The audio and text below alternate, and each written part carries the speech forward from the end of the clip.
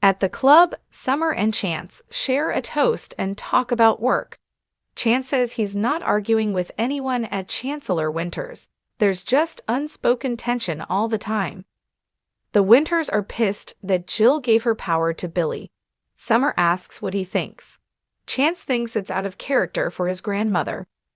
As a chancellor, they're all curious as to his allegiances.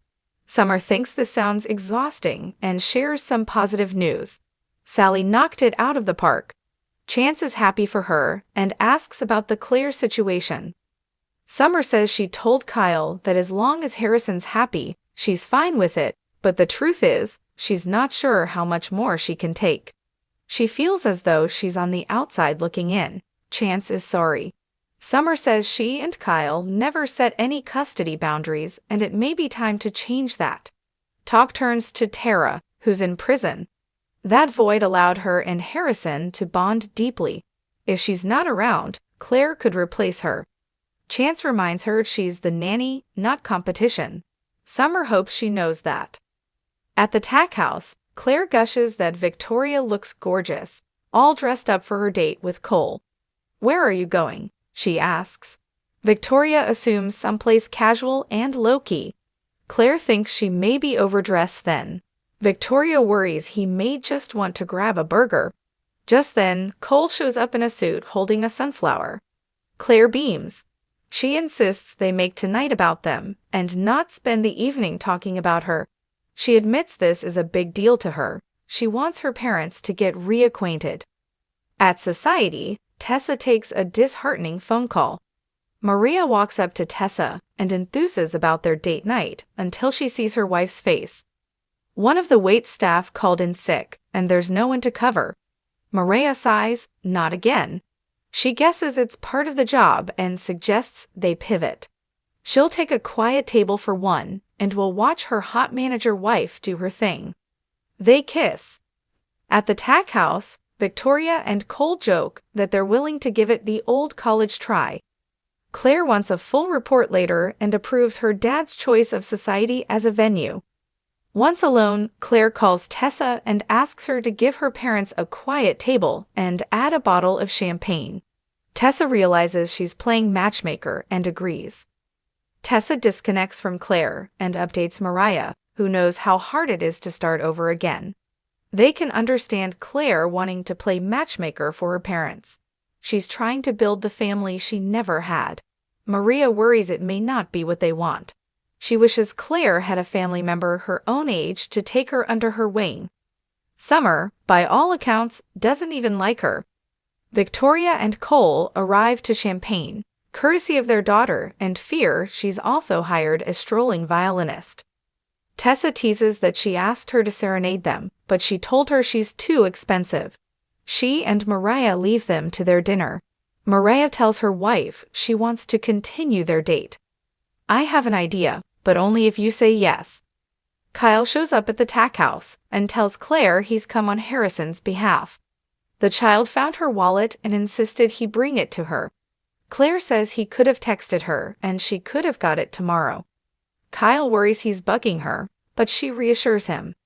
They discuss her murder mystery book, and Claire asks if he wants to stay for tea. Once it's made, they sit and talk. Claire reveals that it was Jordan who forced her to learn how to figure out murder mysteries. Little did she know she was planning crimes, and that's why she wanted her to learn to analyze every aspect of a situation. Kyle jokes that she'd make an excellent cop or jewel thief.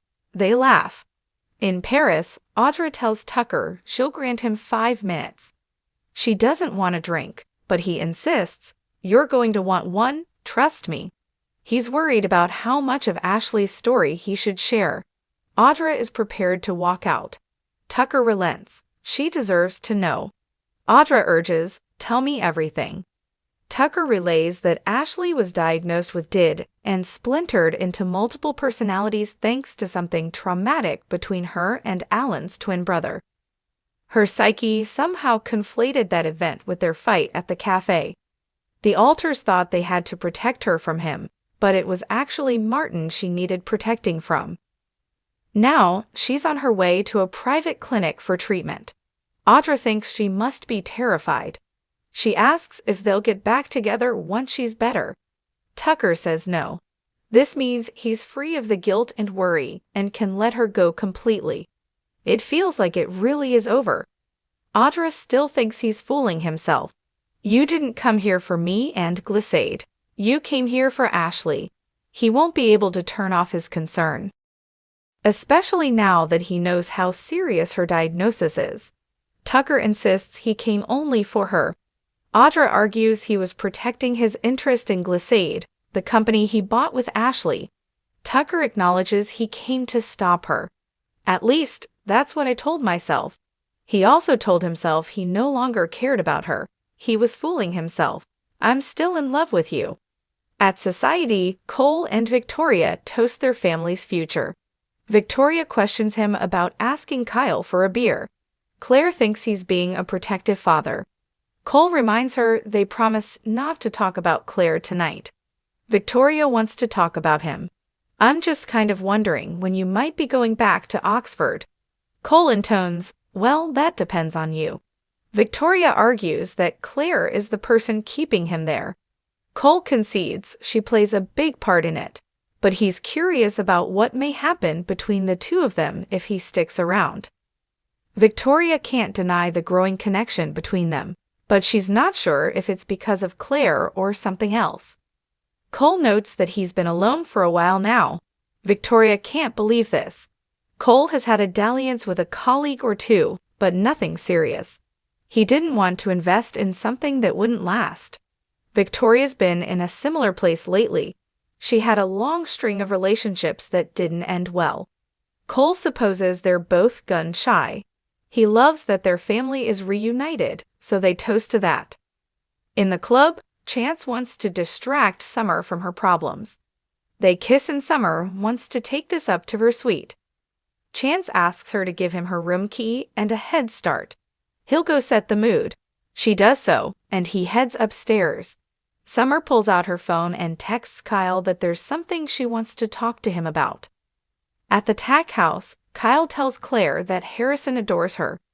She says the feeling is mutual. A knock comes at the door. It's Mariah, who thought she might be lonely. Claire invites her in, and she stops short when she sees Kyle. Oh, am I interrupting something? Kyle muses, I didn't realize the two of you had become pals. Maria saw Victoria and Cole at Society, and figured it was a good chance to get to know Claire better. Kyle thinks it seems like a girl's night, so he'll head out. Outside the door, Kyle reads Summer's text. Inside, Maria tells Claire they have a lot in common. She was raised by a woman who kidnapped her at birth and brought up in a cult. In her 20s, she discovered Sharon was her real mother. Claire had no idea. Maria hopes she's proof that you can not only survive, but be pretty damn happy. Claire feels like Mariah really gets her life. Maria jokes, childhood trauma. I'm your gal. She thinks Claire is doing well. She was surprised to see she had company. Are you sure I wasn't interrupting anything? Claire says Kyle was just returning her wallet, and they were discussing mystery novels. Maria says he's a great dad and a good friend. Summer, on the other hand, is a different story. Summer can be her own worst enemy sometimes. At the club, Summer's about to join Chance upstairs when she gets a text from Kyle saying, let's meet in the morning. In Paris, Audra tells Tucker he doesn't love her, he just hates that he can't have her. Tucker insists that isn't true. This whole thing with Ashley made him grateful for what they have. Usually when it comes to business, he's all in, but everything he's done to counter the moves she's been making, he's hated. He took no pleasure in it. He realized he was doing it in spite of what he was feeling and what he really wanted, which was to be with her. He'll do whatever it takes to fix this. The first step is making her believe that he and Ashley are truly finished. Step 2 is to tell her that Glissade is hers. If she wants it that badly, she can have it. Maria returns to Society, where Tessa is done, ready for a glass of wine, and wanting to hear how it went with Claire. Maria says she showed up to find her with Kyle. They insist they're friends who are just concerned for Harrison's well-being. She shares that she and Claire had a deep conversation about the similarities in their childhoods. She's glad she checked in on her. Tessa is too, and she's glad there's still time for their date. They kiss. Victoria and Cole come into the tack house and guess Claire went to bed. Cole tells Victoria he had a lovely evening. She did too, and thanks him for dinner. They share a deep kiss, and Victoria asks if he'd like to stay for a drink or a coffee. Cole says, more than anything, but he doesn't want to rush things. He'd like to be sure she's really ready, which I hope is soon. Kissing her again, he leaves. Claire creeps down the stairs and smiles as she looks at her mom. In Paris, Audra tells Tucker that giving her glissade is quite a gesture. She supposes she'll have to agree to get back with him. Tucker says it's not a stipulation, but it will never happen if they're warring over a company. He'll hand over his CEO title and board seat in the morning. Audra wants that, and she'll get it, but not as a bribe or a reward from him. For years, she thought he was the most brilliant person in the room who had all the answers, but he doesn't. This time, she does. While he was putting out fires, she was convincing the board to accept a buyout from an anonymous investor. You'll be outnumbered in the board vote, and I'll take control of Glissade. You've lost, Tucker, and I hope it hurts like hell. Next on The Young and the Restless, Victor retaliates against Jack, Billy turns on the charm with Lily, and Diane settles unfinished business with Nikki.